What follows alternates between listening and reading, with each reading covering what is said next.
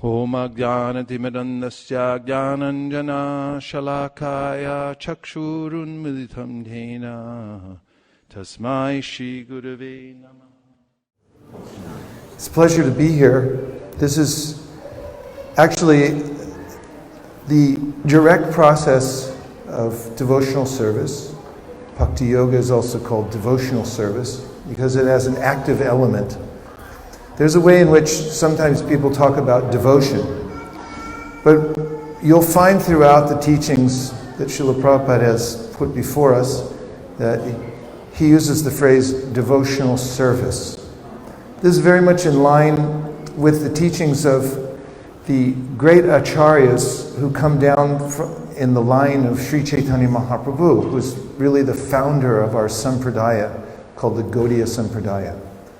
Those who follow Chaitanya Mahaprabhu, who is mentioned in the scriptures to be the most recent incarnation of Krishna himself in the world. Krishna is the Supreme Personality of Godhead. He is the origin of everything, and he manifests himself or appears in this world at various intervals with the interest of lifting up those who have devotion and trying to rearrange society by putting those who are against God out of business. And the most recent incarnation of Krishna, according to our scriptures, is called Lord Chaitanya, or sometimes we call him Mahaprabhu or Sri Chaitanya Mahaprabhu. Prabhu means master and Maha means great, so when you say Mahaprabhu, you're talking, it's a title which refers specifically in our line of devotional service to Lord Chaitanya, who appeared about 500 years ago in India, in West Bengal. And in his childhood, he distinguished himself as an unusually great scholar. He had followers even when he was a child who wanted to come and learn from him because his scholarship was so profound that even his teacher, Gangadas, was amazed with the abilities of this young man.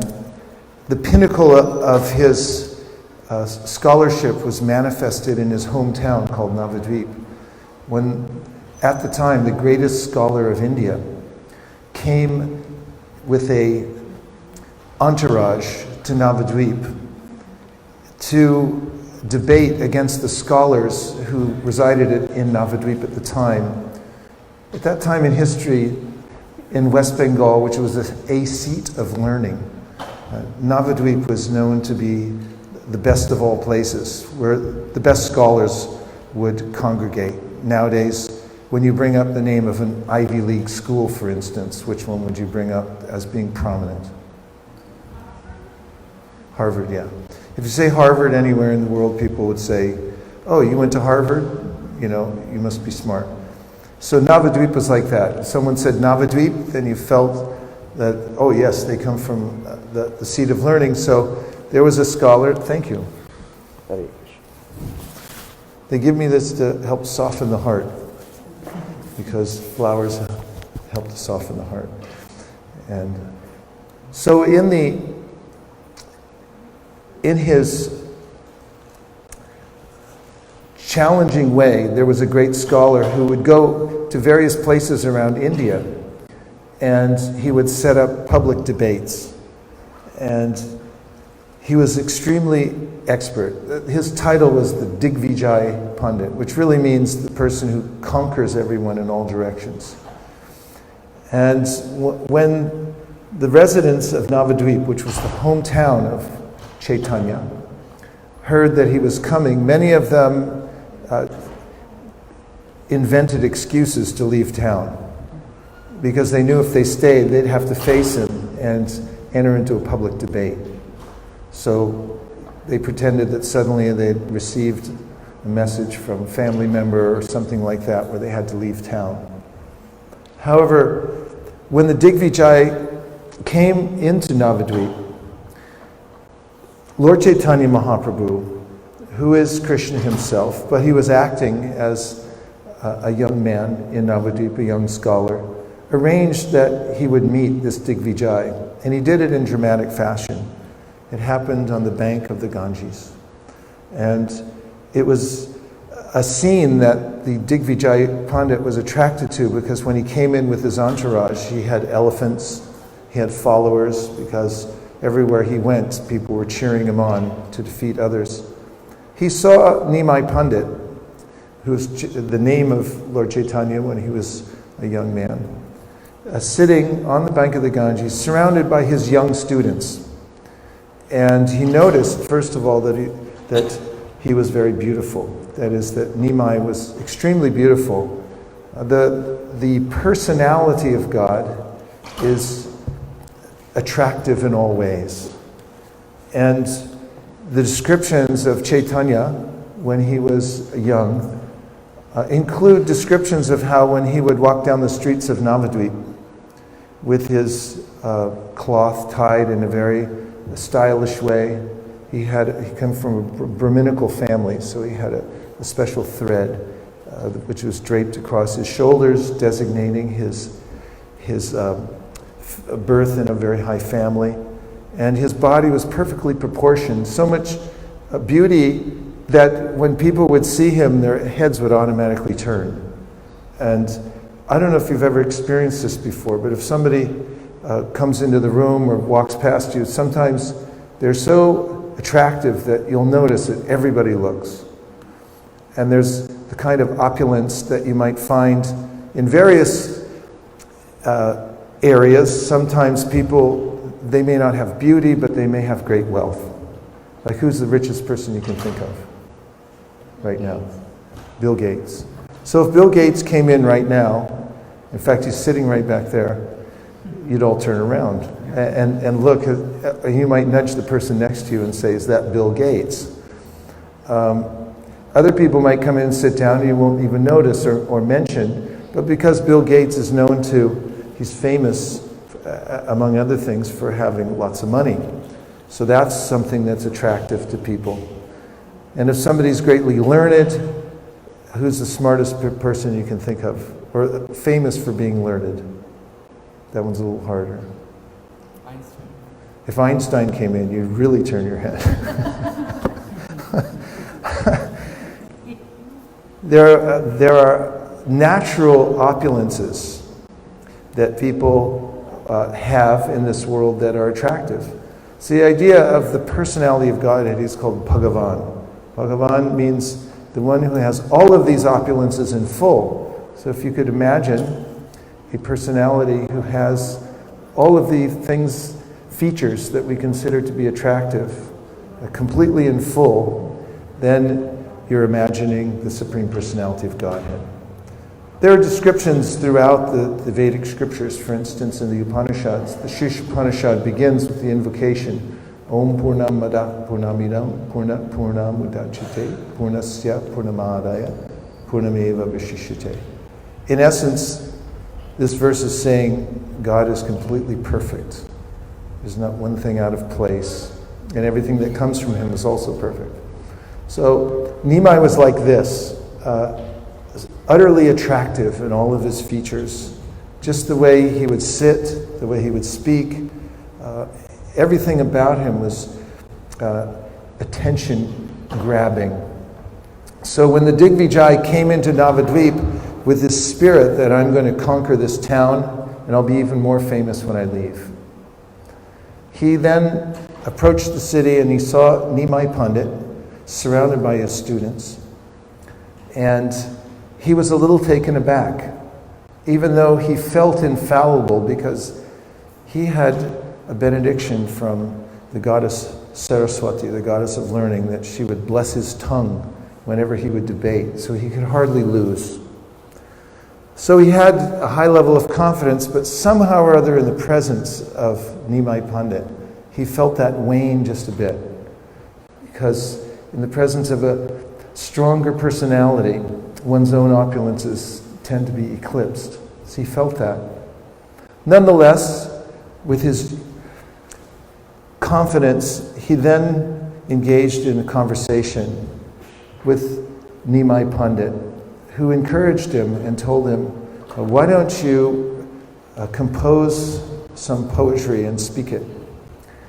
And the Digvijay was so expert that he then composed 100 verses just on the spot, Sanskrit verses, and then spoke them like the blowing wind. In other words, he did it very quickly and right from the top of his head. Now this may sound fantastical, doesn't it? That someone would be able to do that? I don't know if we'd be able to find someone here in New York City that could do that.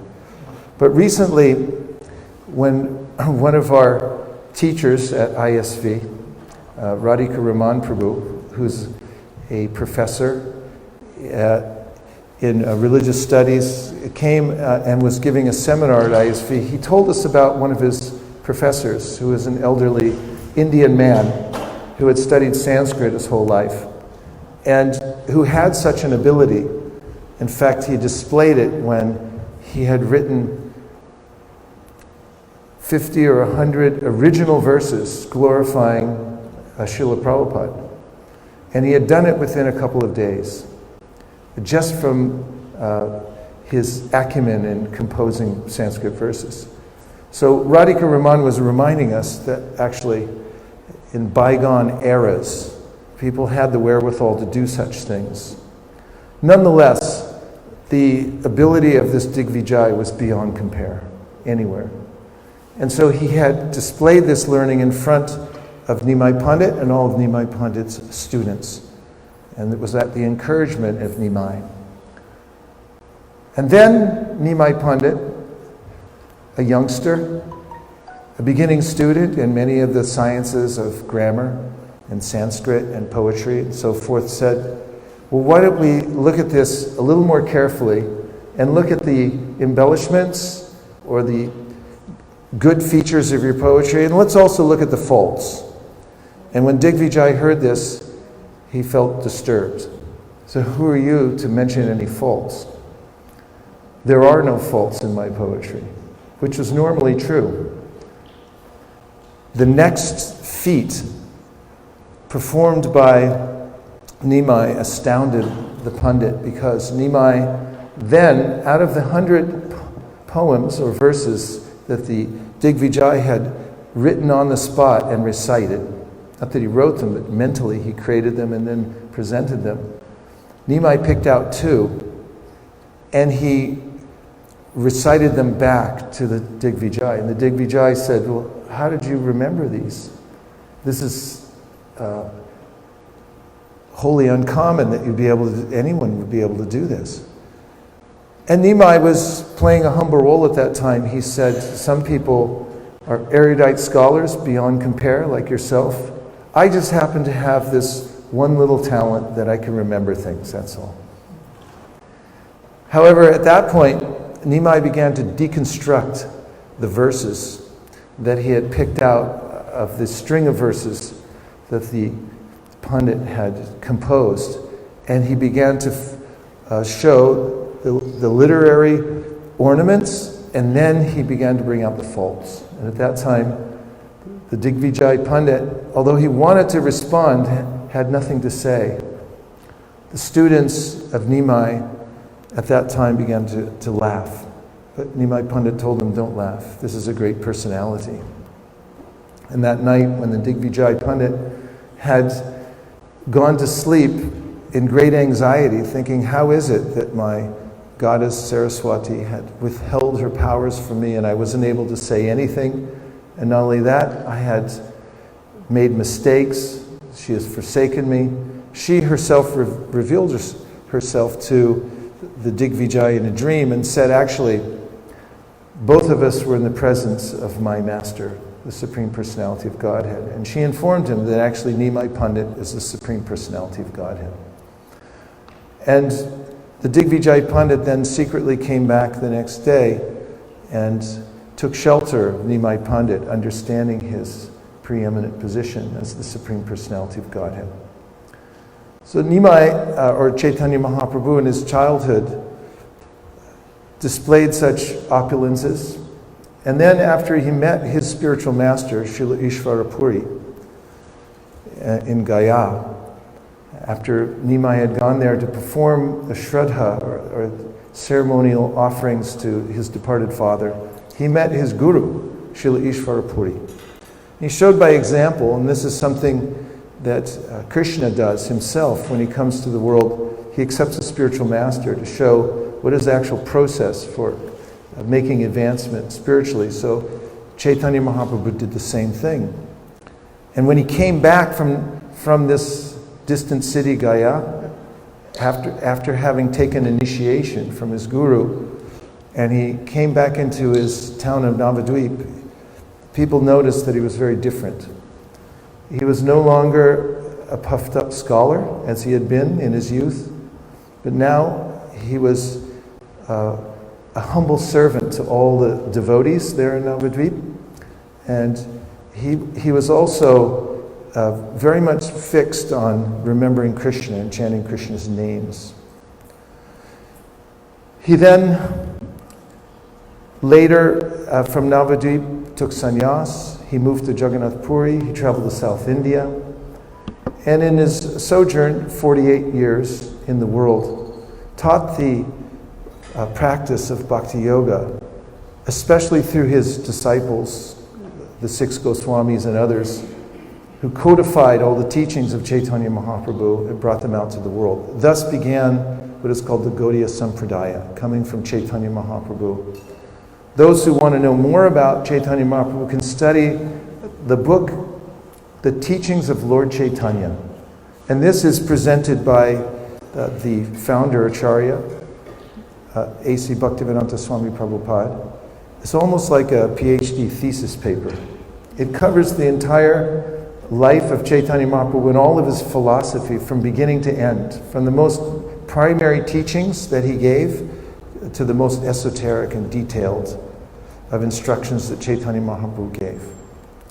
And those who would like to take up the practice of spiritual life will do well to study what Chaitanya Mahaprabhu taught, because it's very much in line with the Vedic teachings of coming down and summarized through the Bhagavad Gita.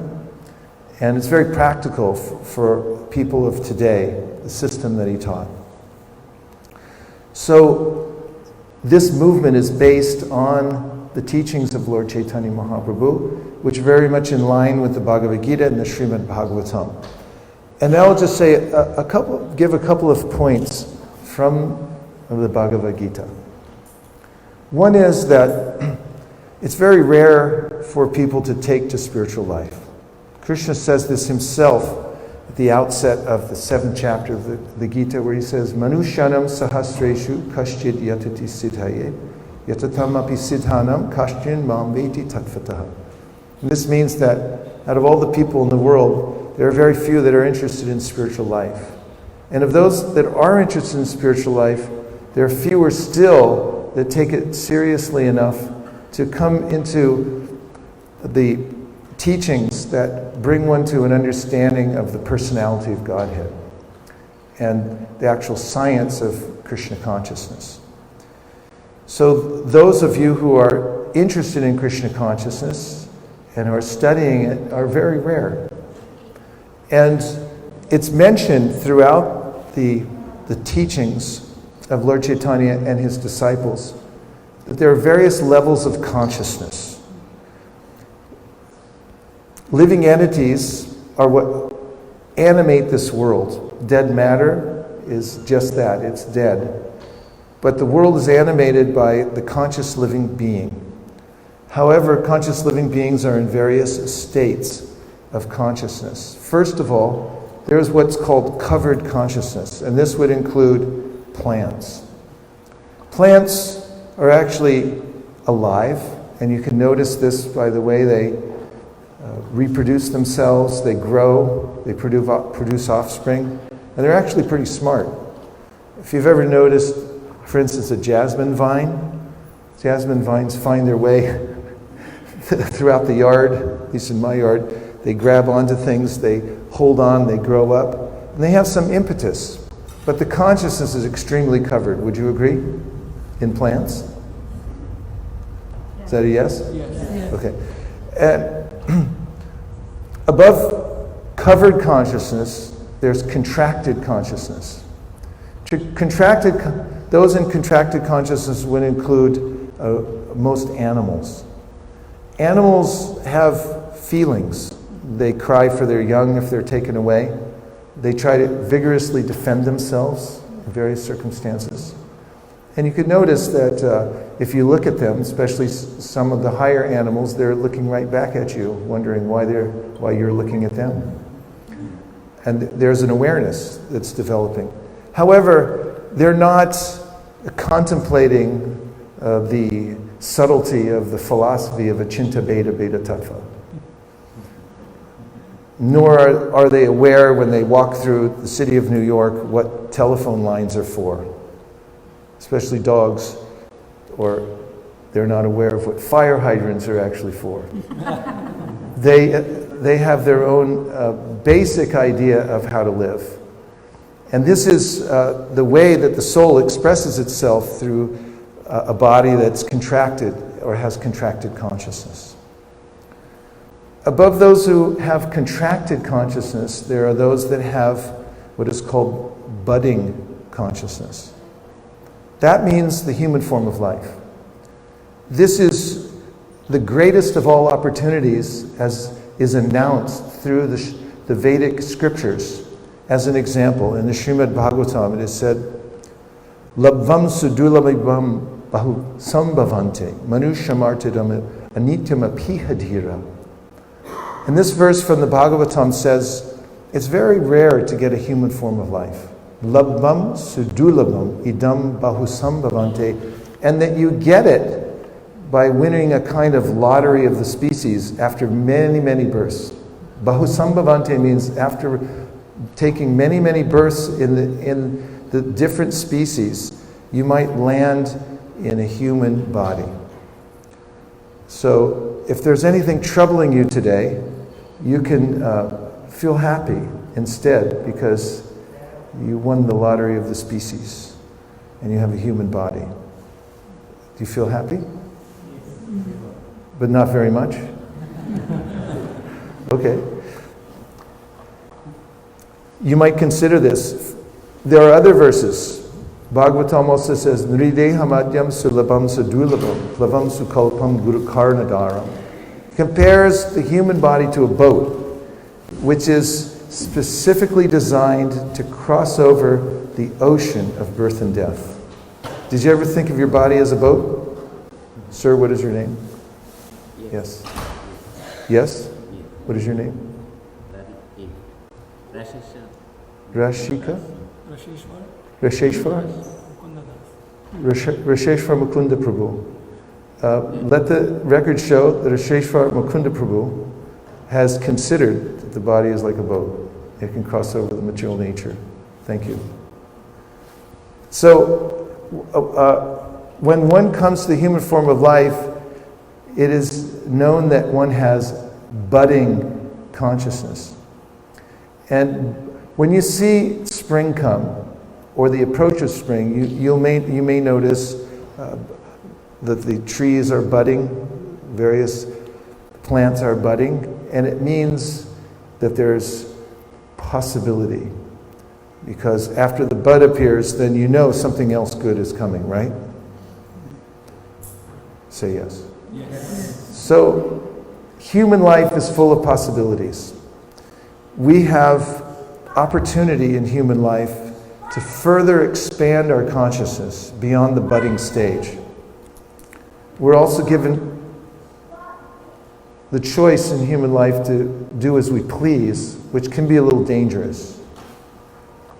Would you agree with me on that? Yes. Yeah. So oftentimes people feel a little confounded by their freedom, and they think, why do I have this burden of having free choice? So the next level of consciousness is called blossoming. Blossoming consciousness means humans with sadhana. Sadhana means a spiritual practice, a regular spiritual practice that one can perform. And when one does perform this, then the budding stage turns into the flowering stage. and one's potential as a human becomes fully manifest. Personally, I find this not only fascinating, but very encouraging. It means human plus practice, spiritual practice, means you can reach your highest potential very easily. So I was saying that sadhana means a spiritual practice. Sadhya, which is related to the same word, means the goal of the practice. And the person who's practicing is called a sadhu. A sadhu. There's the sadhu, say sadhu. Then there's the sadhya, which means the goal. And there's sadhana, which means the practice to reach the goal. Say sadhana. So sadhana is a very soft, sweet word, isn't it? Say it again. Sadhana. And if you're lucky enough to get some sadhana, to reach the sadhya, and you become a sadhu, then your life becomes fully auspicious and full of possibilities to blossom. So the basic sadhana or practice that Chaitanya taught was that God's names are all powerful. There are also different categories of names, and there's a science one can study. But the essence of it is that God and His name are the same. The same powers that God has, and you might imagine that they're unlimited, right? I mean, the very definition of God, not a God, but the God, is that He has unlimited powers, and according to our definition, He's full of mercy also. So there's a kind of compassionate energy and all-powerfulness that comes from God and naturally emanates from Him, and that is fully available to each human being through the sadhana of repeating His names. This is the doctrine of Sri Chaitanya Mahaprabhu in essence, which was taught to him by his guru, Srila Ishvara Puri, who pointed out to him in the compass of Vedic scriptures, there's an emphasis that in the age of Kali Yuga, the main process for attaining blossoming consciousness is to repeat the names of the Supreme Personality of Godhead. And as an example, there's a mantra given in the Kali Santarun Upanishad, and you'll never guess what the mantra is. And it's the most recommended mantra for this age, which is a combination of God's names. Can anybody guess what it might be? Do you know how it goes? Let's hear.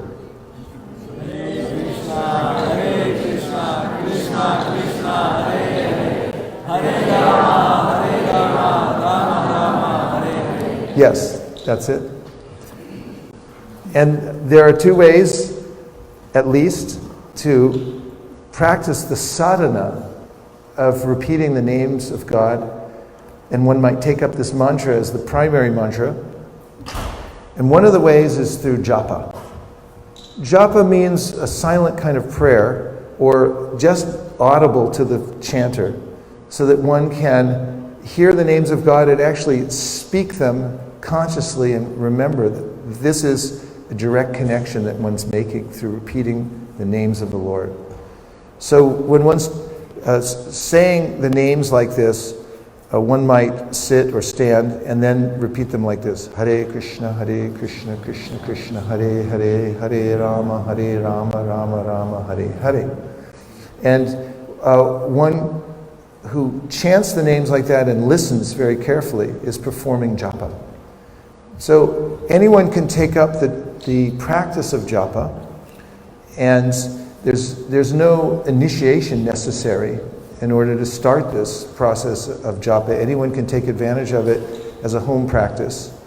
And then there's another kind of repetition of the names of the Supreme Personality of Godhead through what's called Sankirtan, which means that a group of people sit together, one person sings out the names or the mantra, which is a combination of names of the Lord, and then the audience listens and then repeats back. So it would go something like this. I'll sing and then you sing back. Hare Krishna, Krishna Krishna, Hare Hare. Got to listen first. Hare Rama, Hare Rama, Rama Rama, Hare Hare. Hare Krishna, Hare Krishna, Krishna Krishna, Hare Hare, Hare Rama, Hare Rama, Rama Rama, Hare Hare. Perfect. So that would be an example of Sankirtan, chanting together with others. And Chaitanya Mahaprabhu taught these two methods of sadhana through which one can bring one's budding consciousness to the flowering stage. And anyone who wants to learn how to do this can inquire from somebody who's already doing it and get set up with a home practice. We recommend a couple of things in order to make your home practice of chanting successful. One is what's called Sankhya Purvaka, and it means to chant a minimum number of mantras every day, especially in japa. That means that the mind is fickle and might accept something, a vow one day, and then give it up the next. So it's helpful if one decides that I'll chant a fixed number of mantras every day, and I'll stick to it no matter what. And in which case, one's taking the mantra like medicine. And I'll give you the example that's given by the chief disciple of Chaitanya Mahaprabhu in the manner of chanting japa. He said, did Rupa Goswami, that when you get a disease called jaundice, there's a way in which the curative sugarcane juice, which is normally sweet, tastes terrible. Anyone had jaundice? Punch, you've had it, right? No? We know people who have it, he's had it. And sugarcane juice is one of the most ambrosial beverages that you can get on the planet. In my younger years, I could be found in India hanging out by the sugarcane juice, a cart, and throwing back quite a few glasses of sugarcane juice on a hot day, mixed with a little ginger and lime. If it's a little cool on a hot day, it's ambrosia. Anyone? Yes, thank you very much. We're kindred souls.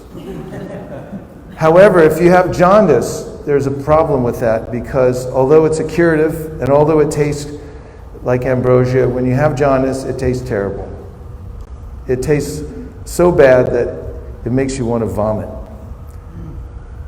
So Rupa Goswami says, when you start the practice of japa, although the name of the Supreme Personality of Godhead is the sweetest thing that you'll ever recite in your life, and although all the powers of the Supreme Personality of Godhead are present within His name, and the utterance of His name puts us in direct communion with the Supreme Personality of Godhead, there's a way in which, when I have a disease, which is called avidya, say the name of the disease. Avidya means ignorance.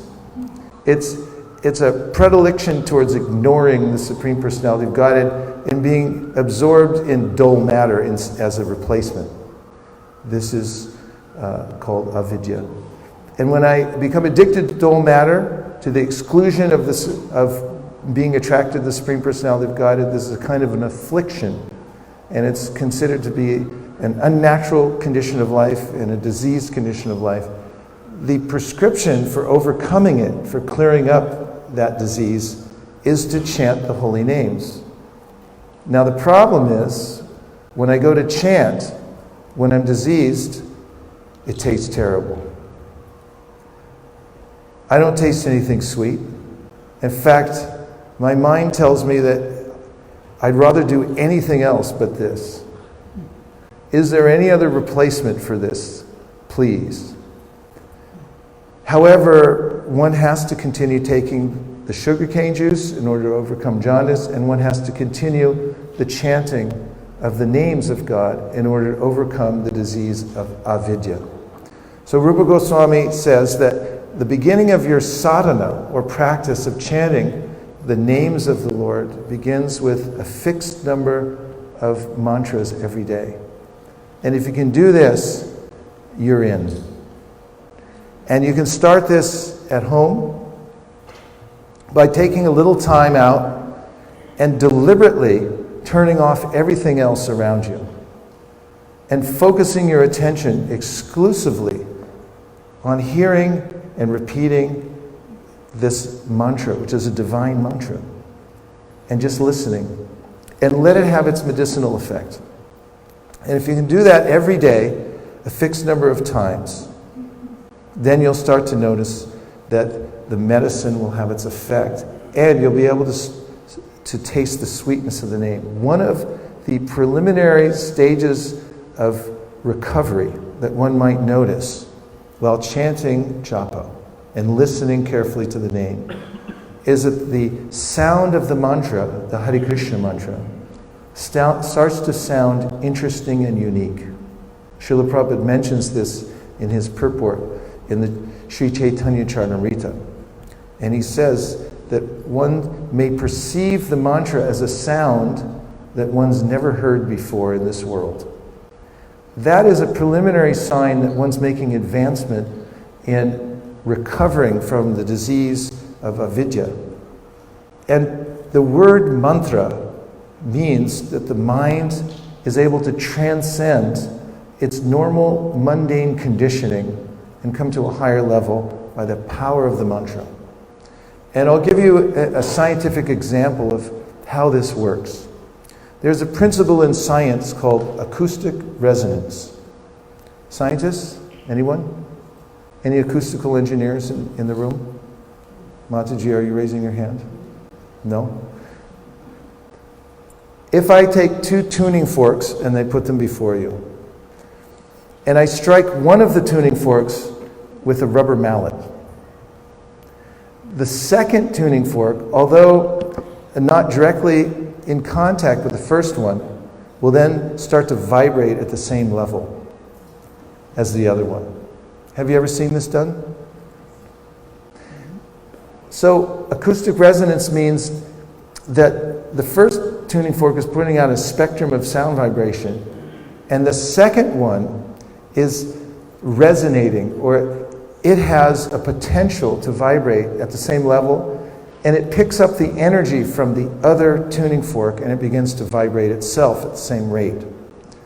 Everything in this world, according to the theory of acoustic resonance, has a level at which it will resonate with certain kinds of sound. Now, we have a dual existence in this world. Part of our existence relates to our gross material body and our subtle body, our psychological body. These are both considered material. We also have our second existence, which is our real existence, which is our spiritual existence, which means that we are a spirit living within a material body. However, we still have to contend with the physical and mental body. Correct? Please say yes. Yes. When you chant a divine mantra, the spectrum of sound that comes from the mantra, Hare Krishna, especially resonates with our spiritual self, our Atma. And it unleashes the full potency of our spiritual self and our spiritual existence. It resonates at that level. There's a principle in this description of acoustic resonance which is called excitation, which means that when you introduce energy from one entity to another, and the other entity is able to rise to a higher level because of the introduction of that energy, this is called excitation. So the mantra brings this principle that when you chant the mantra, it resonates, it brings a higher energy, and it brings you to a higher level of potential. Through the mantra, you're able to reach a higher vibration through which you gain, in a preliminary way, two benefits. One is called vidya. And the other is called vairagya. And these two benefits are necessary to progress in spiritual life. Vidya means you get a clearer idea of your real identity beyond just your existence as a physical body. And vairagya means the wherewithal to give up bad habits, which are normally impossible to give up. In order to do that, one has to have a higher perspective. And the mantra and the vibration of the mantra gives one a higher perspective in order that one can detach oneself from all things that are cumbersome, that hold one back from spiritual progress. This is normally very hard to do because people try to give up habits all the time and they end up going back to them within a few months or a few years. Unless one has outside help, it's very difficult to do. However, the mantra, through excitation, introduces this level of resonance that augments our spiritual side, gives us the benefits of knowledge and detachment, and then one can be steady in the practice of spiritual life. Therefore, this method of practice advocated by Sri Chaitanya Mahaprabhu is highly effective, and anyone can take to it in any part of the world. It doesn't require that one come from any particular culture or live in any particular place. It simply requires that one be dedicated to the repetition of the mantra and give one's attention to it on a regular daily basis. Does this seem possible or plausible? Yes. 3 people said yes. Yes. Okay, half of you said yes. Yes. All right, okay. So this is a basic presentation which Sri Chaitanya Mahaprabhu would approve of, because we've heard through his disciples that this is an authorized means through which anyone can take to the practice of spiritual life, and it's what Chaitanya Mahaprabhu and his disciples advocated. So we're carrying that same message forward, advocating for everyone here in New York City to try this. And now we'll take some reflections or questions. Yes? Can somebody either hand her a microphone or please tell me what she's saying, because... What's the number of times you're supposed to recite the mantra? It's up to your preference. But main point is pick a number that is above 0. Oftentimes, if you're just starting, if you pick a smaller number that you know you can do, it's more effective to be consistent than it is to do a high number at first. And just the intentionality of taking time every day to create a sacred space, like in your home, if you can find a place where you can sit without being disturbed. And also, this is something everybody can try, is turn off everything that has potential of disturbing you. How many things do you have right now in your life, in your home, that could potentially disturb you from your meditation? You're smiling, you tell me a few things. A phone. Okay, there's a phone. Anybody here have a phone? I mean, when the phones first came out, there was a store down in Los Angeles called Roger Siegel. They used to be cutting edge styles and sell all kinds of, new gadgets and things like that.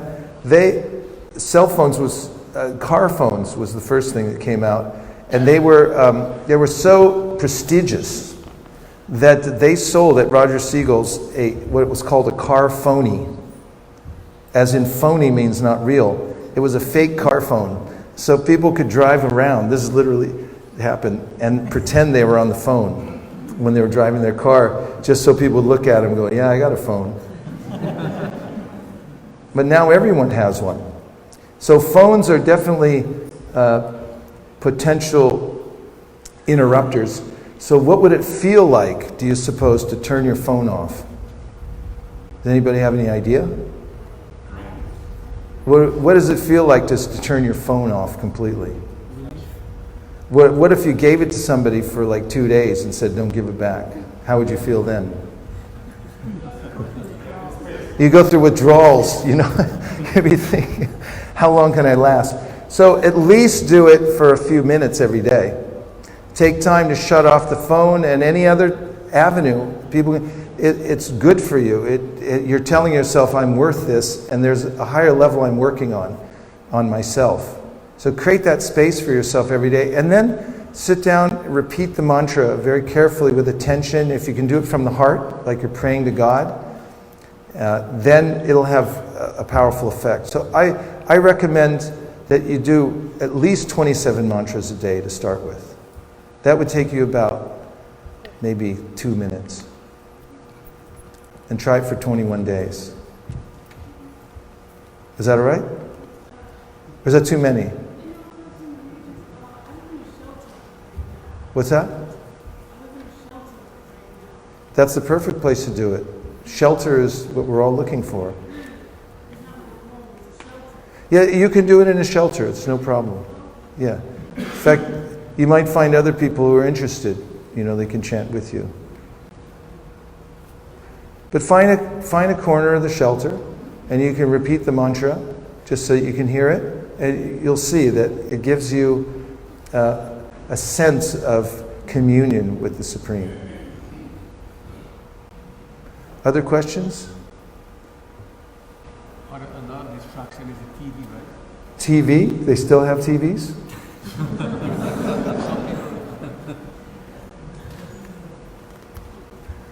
Yeah, definitely. I don't know who thought of this, but it wasn't a great idea to put TVs everywhere. On the airplane, some airplanes, they're getting rid of them now, but they put them behind every seat. And somebody thought, why don't we put one on the gas stations, on the gas pumps? And then why don't we put them in the grocery stores? Have you seen that? You go into the grocery store, there's a TV screen going. This is not a good idea, in my humble opinion. It's not a great idea. And if you have them everywhere else, why keep one at home? You could try this and just not have a television. There was a movement for a while called Cut the Cord. So if you just get some garden shears, make sure it's not plugged in, and you cut the cord, it'll take you a long time to get a new plug. And see what happens. Yeah, TV. What else? Other questions or reflections? We only have a couple minutes left. Yes, Prabhu. So I just wanted to share that Here's a microphone. Thank you. I just wanted to share that the way you described the different types of consciousness was very nice. I haven't heard it before. Is it from some scripture? Or? Yes, it's from the Jaiva Dharma, written by Bhaktivinoda Thakur.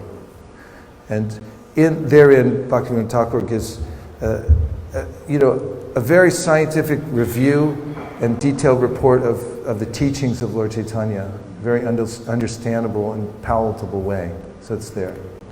Yeah. So anyone who's interested in taking up a home practice of this japa, now it's time for prasadam, right? Is that right? So anyone who would like to start their home practice of chanting japa, then I'm going to stay here for another few minutes, and we can meet separately, and I can tell you a few more things about getting started with your japa. Everybody else who already has their own home practice, or they're so hungry they couldn't even think about chanting, prasadam will be served in the restaurant downstairs. And for anybody else who wants to talk about japa or talk about getting started in your practice, you can see me right over here, and I'll just take a few extra minutes, maybe 10 or 15 minutes, to answer questions and give you a little more detailed instruction about beginning the practice of devotional service through chanting Hare Krishna. And I thank you very much for your kind attention. We thank everybody else who joined us online from various parts of the world. And I hope you have a pleasant rest of your evening. Hare Krishna. Nachari Armarman, Nachari Armarman, Nachari Armarman, Nachari Armarman, hey, Nachari Armarman, Nachari Armarman, Nachari Armarman, Nachari Armarman.